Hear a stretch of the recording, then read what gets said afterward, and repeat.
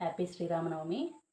ఈరోజు శ్రీరామనవమి మా ఇంట్లో నేను ఎలా జరుపుకున్నానో మీకు చూపిస్తాను. వన్స్ అగైన్ అందరికీ హ్యాపీ శ్రీరామనవమి అండి. వడపప్పును ప్రిపేర్ చేసుకుందాము. దానికోసం నేను ఒక కప్పు తీసుకున్నాను. ఆ కప్పులో ఒక హాఫ్ కప్పు వరకు పెసరపప్పు తీసుకున్నాను. ఆ పెసరపప్పును బాగా ఒక 3 సార్లు బాగా కడిగి శుభ్రం చేసి ఒక 1 అవర్ పాటు పక్కన పెట్టుకొని నానబెట్టుకొని ఉంచుకోవాలి. తర్వాత ఇప్పుడు పానకం ప్రిపేర్ చేసుకుందాము. ఆ పానకం కోసం నేను తురిమిన బెల్లం ఒక హాఫ్ కప్పు వరకు తీసుకున్నాను.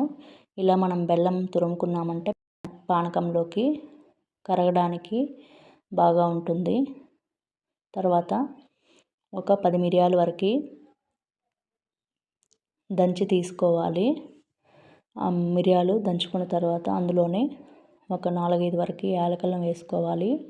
ఇలా ఈ యాలకులని మిరియాలని బాగా నున్నగా దంచి పక్కన పెట్టుకోవాలి. తర్వాత ఒక కప్పు తీసుకొని అందులోకి వాటర్ వేసుకోవాలి. ఆ వాటర్లోనే మనం ఇందాక తురిమి పక్కన పెట్టుకున్న బెల్లంని యాడ్ చేసుకోవాలి. బెల్లం యాడ్ చేసుకున్నాక మనం యాలకులు మిరియాలు బాగా నున్నగా దంచి పెట్టుకున్నాం కదా, ఆ యాలకులు మిరియాల పొడిని ఇందులోకి వేసుకోవాలి. ఈ యాలకులు మిరియాల పొడి వేసుకున్న తర్వాత తులసాకు కొద్దిగా వేసుకుంటున్నాను. ఎందుకంటే శ్రీరాముల వారికి తులసాకు అంటే చాలా ఇష్టము.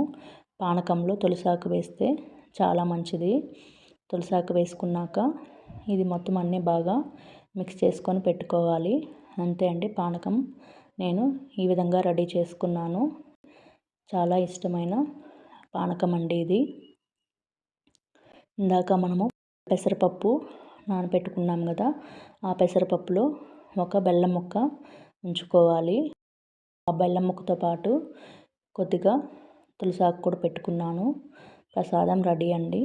నేను మా ఇంటి దగ్గర సింపుల్గా ఇలా ముగ్గులు వేసి గడపలకి పసుపు కుంకుమ బొట్లు పెట్టి పూలు పెట్టి మామిడాకులతోటి ఇలా సింపుల్గా అలంకరించుకున్నాను. తర్వాత పూజ రూమ్లో ఇలా పూలు అన్నీ పెట్టి దేవుడిని బాగా అలంకరించి ఇలా పూజ చేసుకున్నాను. నేను ఇందాక చేసిన పానకము వడపప్పు నైవేద్యాలుగా పెట్టాను. ఆ నైవేద్యాలతో పాటుగా కొన్ని రకాల ఫ్రూట్స్ను కూడా పెట్టుకున్నాను. నేను మా ఇంట్లో శ్రీరామనవమి ఇలాగా జరుపుకున్నానండి. అందరికీ ఇంకొకసారి హ్యాపీ శ్రీరామనవమి అండి అందరికీ. థ్యాంక్ యూ ఫర్ వాచింగ్ అండి.